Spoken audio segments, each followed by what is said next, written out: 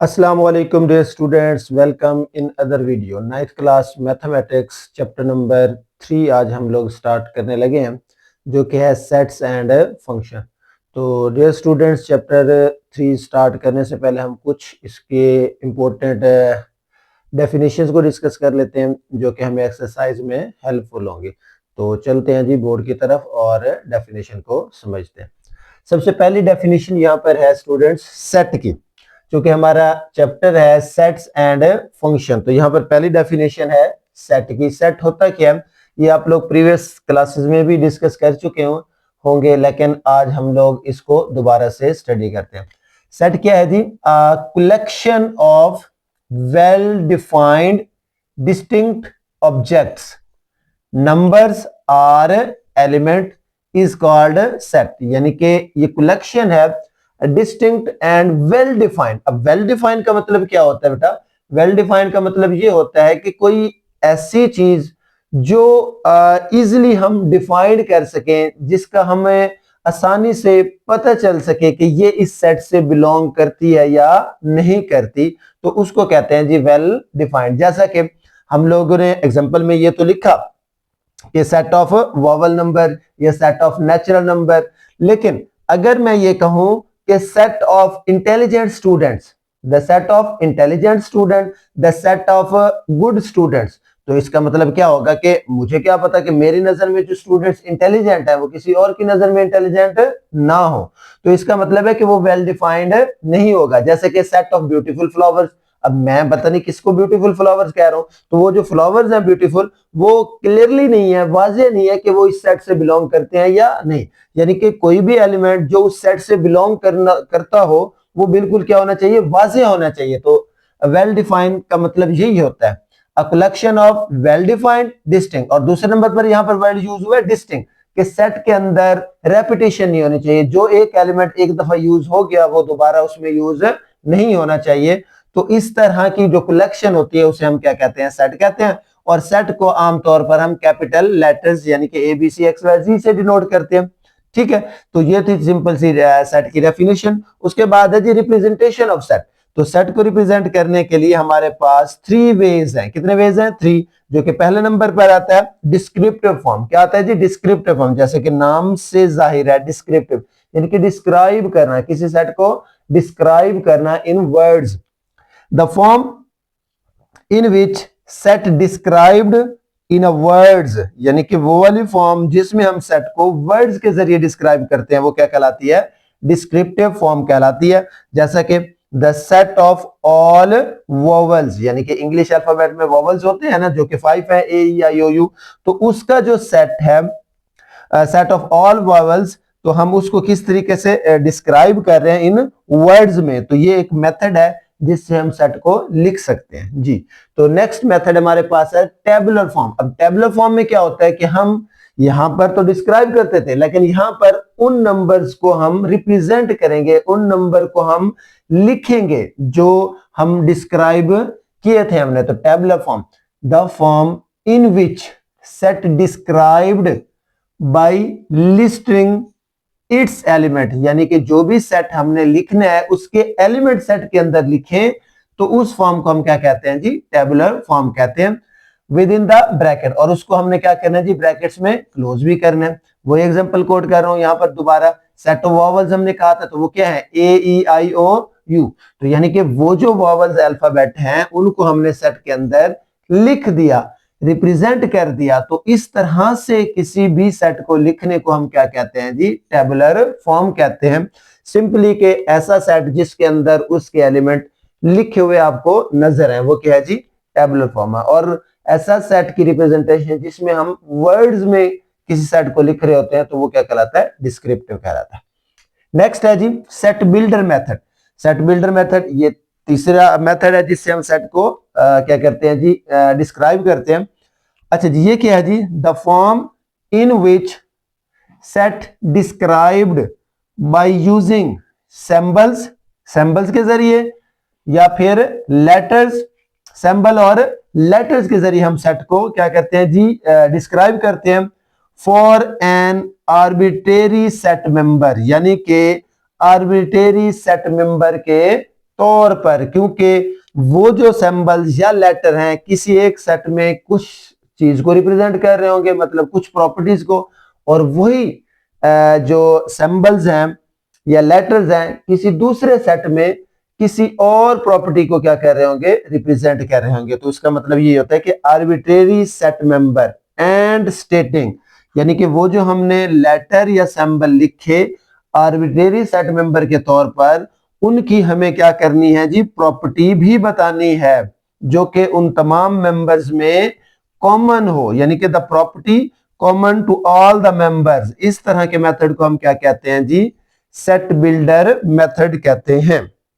तो इसकी एग्जांपल देखिए, वही वॉवल वाली। तो अगर मेरे पास ये है तो मैंने इसको रिप्रेजेंट कर दिया आर्बिट्रेरी, यहां पर मैंने यूज किया है लेटर x सच दैट, अब x है, आगे मैं इसकी प्रॉपर्टी बताने लगा हूं कि ये जो x है वो है क्या चीज, is a vowel of English alphabet, यानी कि ये जो x है यहां पर सिर्फ इंग्लिश अल्फाबेट के वॉवल वैल्यूज आ सकती हैं, उसके अलावा कोई नहीं। तो डेफिनेटली वो 5 है, तो यहां पर x की एक दफा a वैल्यू आ जाएगी, दूसरी दफा e आ जाएगी, थर्ड टाइम क्या आ जाएगी i, फोर्थ टाइम o और फिफ्थ टाइम u। तो यानी कि ये इससे भी अगर हम सेट को लिखना चाहें तो यही सेट बनेगा। तो ये है जी हमारा third method, set builder method.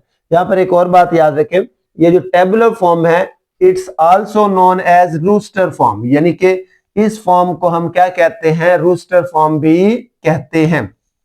इसका नाम आगे याद रख ले, it also known as roster form, यानी कि रूस्टर एक मैथमेटिशियन था, उसने इसको रिप्रेजेंट किया था, तो इसलिए उसके नाम से भी ये लिखी जाती है। ये भी एमसीक्यूज में या शॉर्ट में आपसे पूछे जा सकते हैं जी। नेक्स्ट है जी टाइप्स ऑफ सेट। तो टाइप्स ऑफ सेट तो काफी सारी हैं, लेकिन जो आज हमने क्वेश्चन करना है 3.1 का क्वेश्चन नंबर 1 और 2, तो उससे पहले जो मुझे इंपॉर्टेंट लगी है डेफिनेशंस जो इससे बिलोंग भी करेंगी, तो वो हम लिख लेते हैं। सबसे पहले है जी यहाँ पर सिंगलटन सेट, साथ साथ मैं हर लेक्चर में बाकी डेफिनेशन भी डिफाइन करता रहूंगा। जैसे मैं बताता हूं कि डेफिनेशन बहुत इंपॉर्टेंट होती है आपके पेपर के लिए, तो इसलिए मेरी कोशिश होती है कि मैं मैक्सिमम वो डेफिनेशन जो इंपॉर्टेंट है वो आपको समझा भी दूं और यहाँ पर उसकी इसी वर्डिंग में डिफाइन भी लिख दूं। तो नंबर 1 है जी हमारे पास सिंगलटन सेट। अब देखें जी सिंगलटन सेट है, अब जैसा कि उसके नाम से शो हो रहा है सिंगलटन सेट, यानी कि एक ऐसा सेट जिसके अंदर सिंगल एलिमेंट हो। तो यही है डेफिनेशन इसकी, a set having only one element is called singleton set, यानी कि एक ऐसा सेट जिसके अंदर सिर्फ एक एलिमेंट हो। वो एक एलिमेंट कुछ भी हो सकता है, वो एक एलिमेंट 0 हो सकता है, वो एक एलिमेंट 5 हो सकता है। 5 एक्चुअली है क्या चीज, ये एम्प्टी सेट को डिनोट करने वाला एक सिंबल है, तो ये भी सिंगलटन सेट है। इस तरह से इसके अंदर एक एलिमेंट ए पड़ा है, ये भी सिंगलटन सेट है। तो इस तरह के सेट को हम क्या कहते हैं, सिंगलटन सेट। नेक्स्ट सेट है जी एम्प्टी, यानी कि ऐसा सेट जिसके अंदर कोई भी एलिमेंट ना हो, उसे नल सेट भी कहते हैं और वाइड सेट भी कहते हैं। ये तीन नाम है किसके, एम्प्टी सेट, नल सेट या वाइड सेट। ऐसा सेट जिसके अंदर कोई एलिमेंट ना हो, the set having no element, यानी कि ऐसा सेट उसके अंदर कोई भी एलिमेंट नहीं है, is called the empty set, denoted by, इसको इस सिंबल फाई से डिनोट करते हैं, या फिर इसको हम इस तरह से लिख देते हैं ब्रैकेट्स को, खाली ब्रैकेट मतलब इसके अंदर कोई भी एलिमेंट नहीं है, तो this is the empty set जी। नेक्स्ट है जी इक्वल सेट्स। इक्वल सेट्स नाम से इक्वल मतलब ऐसे सेट जो कि काउंटिंग में इक्वल हो और उसके अंदर एलिमेंट भी सेम हो, यानी कि two sets A and B are equal if they have same elements. देखें बस क्या होगा, सेम एलिमेंट होंगे लेकिन उसके लिखने का वे डिफरेंट हो सकते हैं। मतलब यहां लिखा मैंने 1 2 3, यहां क्या लिखा 2 1 3, तो मतलब इसमें 2 है, इधर भी 2 है, इधर भी 3 है, इधर भी 3 है, 1 है और 1 है, यहां भी 3 एलिमेंट है, यहां भी 3, यानी कि एलिमेंट की तादाद भी सेम हो और वो खुद एलिमेंट भी सेम हो, तो उन्हें हम क्या कहते हैं जी, equal set. So A and B are equal set, यानी कि ऐसे दो सेट जिनके एलिमेंट्स बिल्कुल सेम हो उन्हें हम क्या कहते हैं जी, इक्वल सेट्स कहते हैं। नेक्स्ट इक्विवेलेंट सेट्स, इसमें और इसमें थोड़ा सा फर्क है, बच्चे कंफ्यूज होते हैं, आप इसको गौर से समझिएगा। इक्वल मतलब बराबर, बिल्कुल। इक्विवेलेंट में क्या है, ये बराबर नहीं होगा, इसके अंदर सिर्फ उन एलिमेंट्स की काउंटिंग बराबर होगी, यानी कि two sets A and B are equivalent sets if they have equal number of elements, यहां मैंने क्या लिखा, हैव द सेम एलिमेंट्स, उनके अंदर क्या हो जी, सेम एलिमेंट्स हो, बट यहां पर क्या होना चाहिए, equal number of elements. Example में मैं लिखा, देखें ए क्या है 1 2 3 है, और बी क्या है ए बी सी, इसके अंदर कितने एलिमेंट है 3, और इसके अंदर भी कितने एलिमेंट्स हैं 3 एलिमेंट्स हैं, दोनों की तादाद सेम है, दोनों की काउंटिंग सेम है, बट एलिमेंट सेम नहीं है। तो ये दोनों सेट क्या कहलाएंगे, इक्विवेलेंट सेट्स कहलाएंगे, इक्वल नहीं होंगे। ठीक है, ऐसे दो सेट्स जिनके अंदर एलिमेंट्स की तादाद सेम हो बट एग्जैक्टली वो सेम ना हो, उन्हें हम कहते हैं जी इक्विवेलेंट सेट्स। और इक्वल क्या होते हैं, ऐसे सेट जिनमें उनकी तादाद, उनकी काउंटिंग भी सेम हो और एलिमेंट्स भी सेम हो, ताहम इनकी अरेंजमेंट आगे पीछे हो सकती है, तो उनको हम क्या कहते हैं जी, इक्वल सेट कहते हैं। तो ये थी इसकी डेफिनेशन। अब हम चलते हैं इसकी एक्सरसाइज 3.1 की तरफ और उसका क्वेश्चन नंबर 1 करते हैं। अच्छा, तो स्टूडेंट्स क्वेश्चन नंबर 1 है, right the following in set builder notation, यानी कि हमने क्या करना है, जो फॉलोइंग क्वेश्चन लिखे हुए हैं उनको हमने सेट बिल्डर नोटेशन में लिखना है। जैसे कि हमने अभी थोड़ी देर पहले डेफिनेशन में पढ़ा था कि सेट को रिप्रेजेंट करने के 3 वेज हैं। ये हमारे पास जो फॉर्म दी हुई है, इसको आपने कमेंट में बताना है ये कौन सी फॉर्म है, और हमने इसको अब रिप्रेजेंट करना है किसमें, सेट बिल्डर में। और सेट बिल्डर क्या फॉर्म होती है, ऐसी फॉर्म होती है जिसमें हम किसी भी सेट को कोई सिंबल्स और में यूज करके और उनकी प्रॉपर्टीज को स्टेट करके लिखते होते हैं। तो चलते हैं जी, इसका क्वेश्चन लिखते हैं।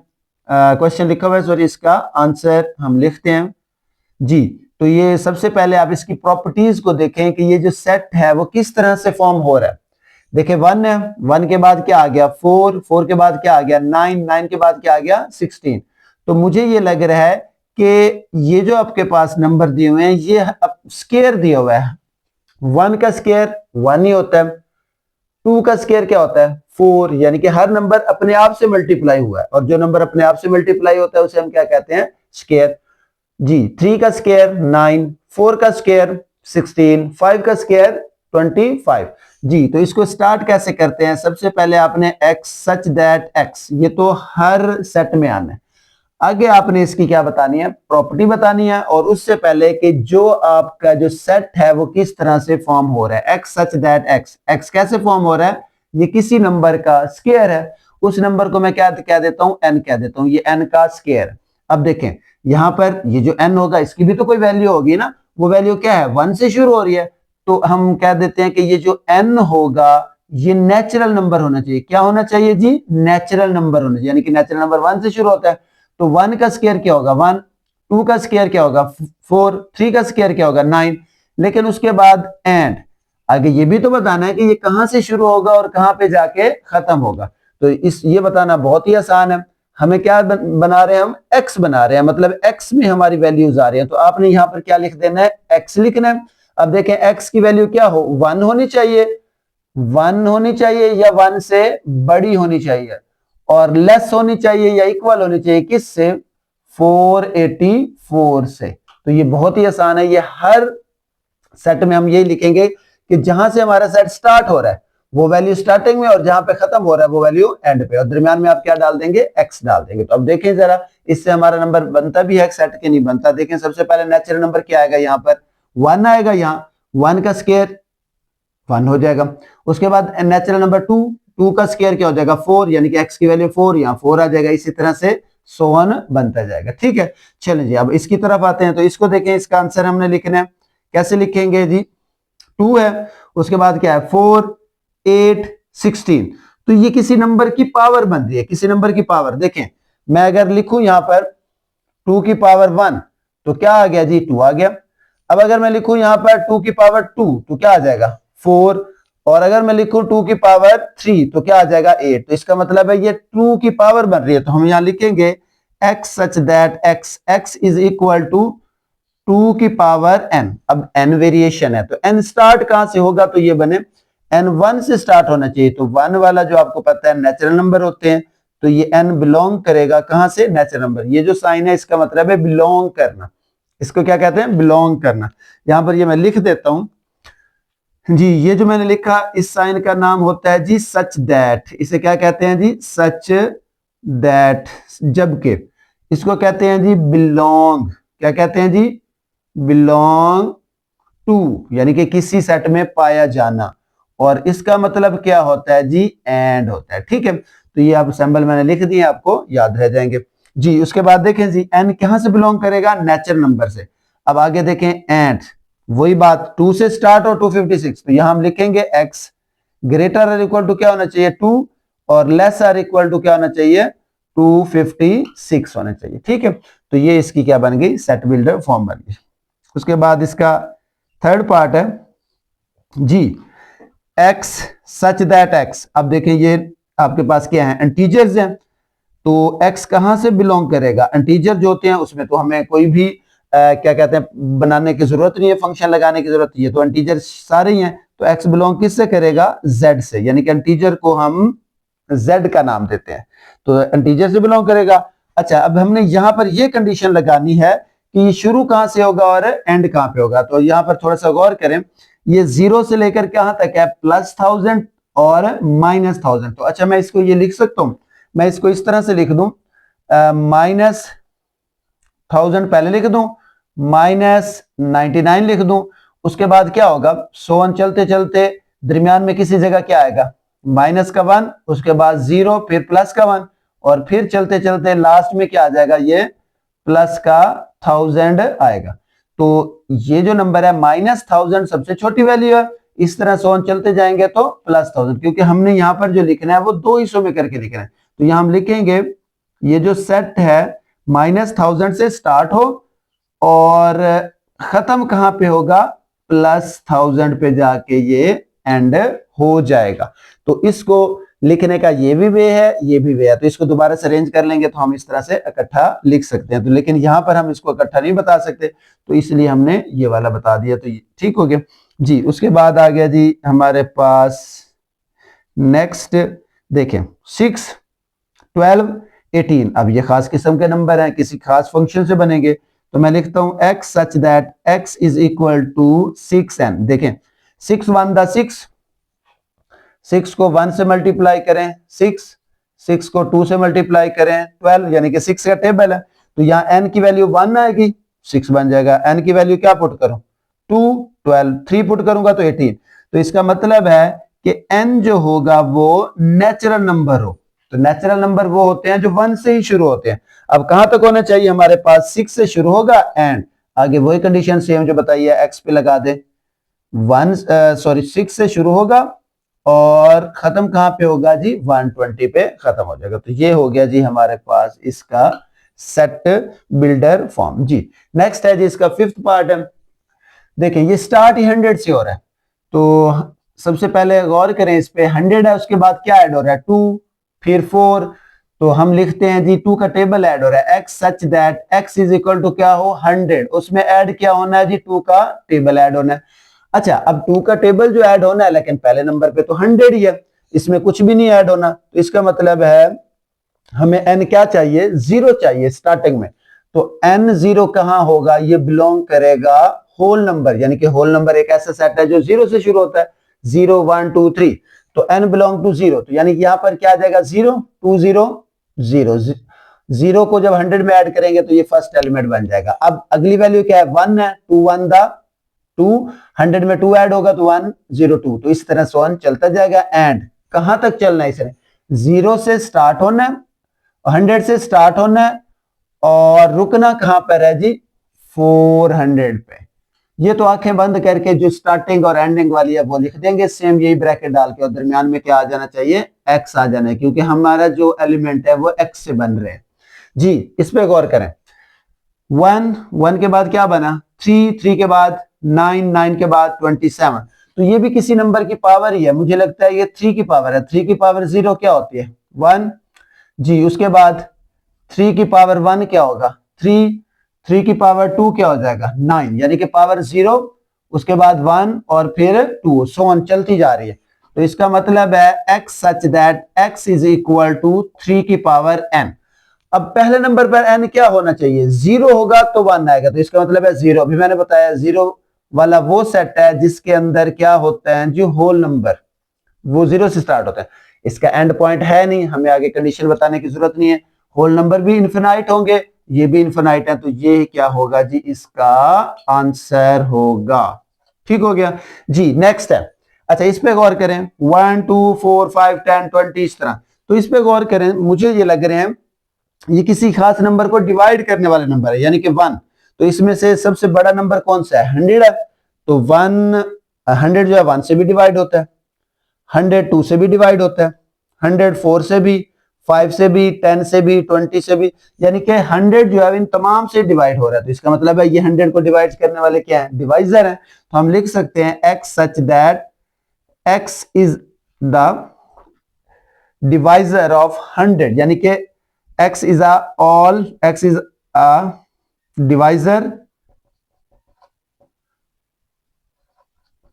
ऑफ 100, यानी कि x क्या होगा, यानी कि वो डिवाइजर होंगे, ऑल डिवाइजर लिख दें, यानी कि ऑल डिवाइजर ऑफ 100, यानी कि 100 को डिवाइड करने वाले जितने भी डिवाइजर हैं वो ये वाले नंबर लिखे हुए हैं। तो x such that x is all divisor of 100। ठीक हो गया, ये इसका आ गया जी आंसर। उसके बाद नेक्स्ट है 5 10 15, 5 10 15 सो ऑन चलते चलते ये आ जाएगा हमारे पास 100 तक, लास्ट में ये है जी 100। अब देखें तो 5 10 15, तो टेबल कौन सा है जी, 5 का ही टेबल बन रहा है, बिल्कुल ठीक है। x such that x is equal to 5n। अब देखें n कहां से होगा, बिलोंग करेगा नेचुरल नंबर से, क्योंकि पहला नंबर हमें 1 चाहिए।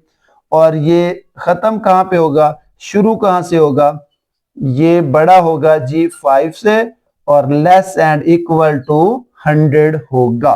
ठीक हो गया, इसको ब्रैकेट में क्लोज कर दें जी। तो नेक्स्ट लास्ट है इसका, the set of all integers, the set of all integers between -100 to 1000। तो स्टूडेंट्स ये भी आपने बतानी है ये कौन सी फॉर्म है, यानी कि ये कौन सी फॉर्म दी हुई है सेट की, इसको हमने रिप्रेजेंट करना है सेट बिल्डर में। तो इसका भी पार्ट नंबर 9 का भी कमेंट में आपने बताना है कि ये कौन सी फॉर्म है जी।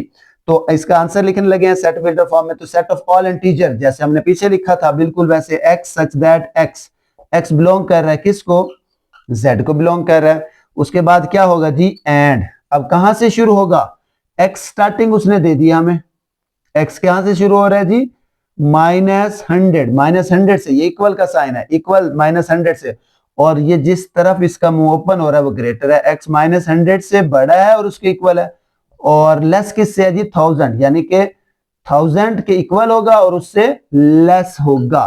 तो ये है जी इसका आंसर। ये था क्वेश्चन नंबर 1 जिसमें हमने क्या किया जी, सेट बिल्डर फॉर्म में जितने भी पार्ट्स थे उसको हमने लिख दिया जी। अब हम चलते हैं क्वेश्चन नंबर 2 की तरफ। अच्छा तो स्टूडेंट्स क्वेश्चन नंबर 2 एक्सरसाइज 3.1 का, right the following in tabular form. तो ये डिफरेंट सेट्स दिए हुए हैं, हमने इनको क्या करना है जी, टेबुलर फॉर्म में लिखना है। तो स्टूडेंट्स ये भी आपके लिए असाइनमेंट है कि मुझे आपने कमेंट में बताना है कि ये जो फॉर्म दी हुई है ये कौन सी फॉर्म है सेट की, क्योंकि 3 वे हैं सेट को रिप्रेजेंट करने के।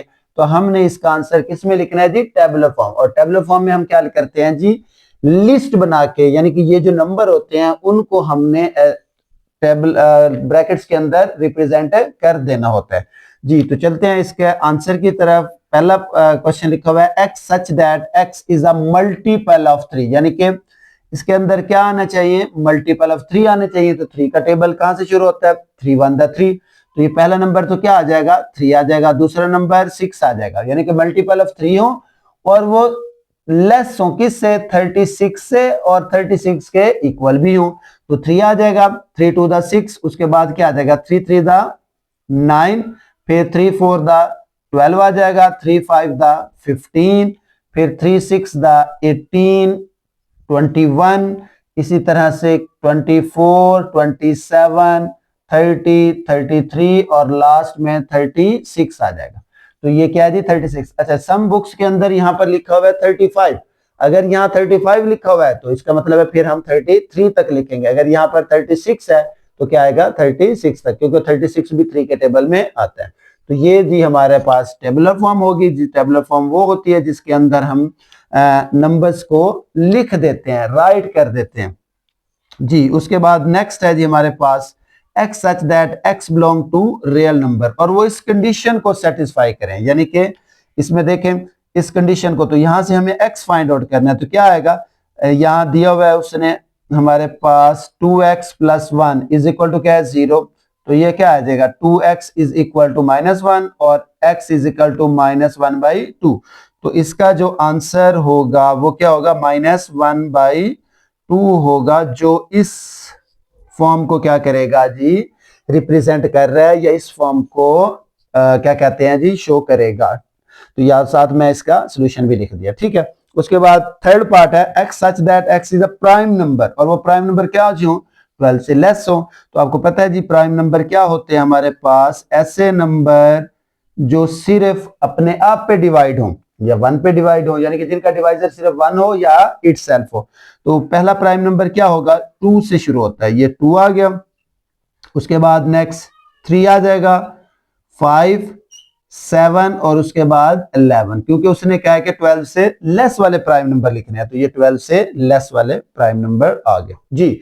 नेक्स्ट है जी हमारे पास, इसका आंसर हम लिखते हैं जी x such that x is a divisor of 128, यानी कि 128 के तमाम डिवाइजर लिखने हैं जो 128 को डिवाइड करें। तो सोचें जी 128 1 पे डिवाइड होता है जी, ठीक हो गया 1 पे डिवाइड होता है। उसके बाद 2 पे, हाँ जी बिल्कुल 2 पे भी डिवाइड होता है, 4 पे भी डिवाइड होता है, 5 नहीं डिवाइड होता, 6 पे भी नहीं, 7 8 पे डिवाइड होगा, 8 पे होगा। उसके बाद फिर होता है जी 9 10 11 12, फिर आ जाएगा ये 16 पे, और उसके बाद 32 64 और फिर आ जाएगा 128, यानी कि ये आ गए जी इसके डिवाइजर। देखें 1 पे डिवाइड होता था तो 28, 64 पे 2 आ जाएगा, 32 4 से, 16 को 8 से मल्टीप्लाई करें 128 आ जाएगा, ठीक है। उसके बाद इसे देखें जी, वरना आप डिवाइड करके भी देख सकते हैं, बहुत आसानी से कैलकुलेटर से आप डिवाइड करते जाएं और लिखते जाएं। x सच दैट, अब नंबर्स इस तरह से बनने चाहिए 2 की पावर n से। अब देखें यहां पर हम 2 की पावर n लेते हैं, और n कहां से होना चाहिए जी 8 से लेस, 8 से लेस, नेचुरल नंबर 8 से लेस, तो n की वैल्यू क्या होगी n 1 2 3 कहां तक होगा जी 7 तक।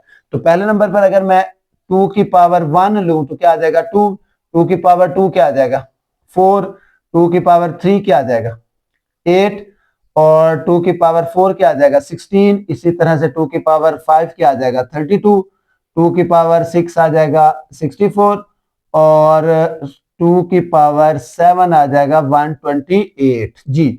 तो हमारे नंबर स्टार्ट कहां से होगा 2 से, क्योंकि नेचुरल नंबर है, नेचुरल नंबर 2 से स्टार्ट होता है, 2 की पावर 1 2 ही आता है, तो पहला नंबर 2 आ जाएगा। उसके बाद 4 8 16 32 64 और 128, ठीक है। क्योंकि हमने कहां तक जाना है लेस देन 8 तक जाना, तो लेस देन 8 तक क्या है तो हम 7 पुट करेंगे लास्ट नंबर जी। उसके बाद x such that x belong to natural number, and वो इस कंडीशन को सेटिस्फाई करे जी। सबसे पहले तो इसे हम सॉल्व कर लेते हैं। तो ये हमारे पास x plus 4 is equal to क्या आ गया 0, यहां से x की वैल्यू क्या निकलेगी -4। तो अब गौर करें, ये तो नेचुरल नंबर हमें बता रहा है, यहां क्या आ गया -4, तो जो -4 है वो नेचुरल नंबर नहीं है, वो -4 जो है वो नेचुरल नंबर से बिलोंग नहीं करता। तो यानी कि कोई एक ऐसा नंबर नहीं है जो इस कंडीशन को सेटिस्फाई करे, और वो होना भी क्या चाहिए नेचुरल, कोई और तो हो सकता है, टीचर तो हो सकता है, लेकिन नेचुरल नंबर इसको सेटिस्फाई नहीं कर सकता, क्योंकि natural number is always positive. तो इसका आंसर बेटा क्या लिखेंगे हम एम्प्टी सेट लिखेंगे, क्या लिखेंगे जी एम्प्टी सेट, ठीक है। तो इसका आंसर क्या आ जाएगा एम्प्टी सेट आ जाएगा, यानी कोई भी ऐसा नेचुरल नंबर नहीं है जो इसको सेटिस्फाई करे जी। Next x such that x belong to natural number, और वो क्या होना चाहिए इटसेल्फ के इक्वल होना चाहिए, x is equal to x। तो वो क्या हो सकते हैं इटसेल्फ नेचुरल नंबर ही हो सकते हैं। तो नेचुरल नंबर कहां से शुरू होते हैं 1 2 3 4, तो आगे उसने हमें बताया नहीं है, तो ये इन्फिनिटी तक ऐसे चलते जाएंगे जी। उसके बाद लास्ट है जी हमारे पास 8 पार्ट, इसका आंसर लिखते हैं जी हम इन टेबुलर फॉर्म में। x सच दैट x क्या है जी इंटीजर है, और वो इंटीजर किस फॉर्म को रिप्रेजेंट करे इसको, तो यहां पर देखें जी ये क्या आ गया 3x plus 1 is equal to 0। हाँ जी, अब यहां पर देखें 3x इज इक्वल टू -1 और x इज इक्वल टू -1/3। अब फिर देखें इंटीजर जो है वो माइनस में तो होता है, बट फ्रैक्शन में नहीं होता, फ्रैक्शन में नहीं होता। तो इसका मतलब है ये नंबर जो है वो यहां पर हम पुट नहीं कर सकते। क्यों? क्योंकि उससे तो हमें क्या चाहिए, इंटीजर चाहिए। सॉरी, ये नंबर यहां पुट कर सकते हैं बट ये नंबर जो है वो इंटीजर नहीं है। उसने दो कंडीशनें बताई। उसने कहा कि इंटीजर भी होने चाहिए और इस कंडीशन को सेटिस्फाई, जो इस कंडीशन को सेटिस्फाई करता है वो नंबर है -1/3 और ये इंटीजर नहीं है, ये रियल नंबर है। तो उसने कहा कि आप इंटीजर बताएं, तो इंटीजर कोई भी नहीं है, तो इसका आंसर भी क्या होगा जी, एम्प्टी सेट होगा। तो ये था क्वेश्चन नंबर 2 3.1 का। होप सो आपको इसकी समझ आगे होगी। इंशाल्लाह कुछ नेक्स्ट जो डेफिनेशंस है वो हम नेक्स्ट लेक्चर में करेंगे। नेक्स्ट लेक्चर भी बहुत इंटरेस्टिंग होने वाला है। तो तब तक के लिए अल्लाह हाफिज।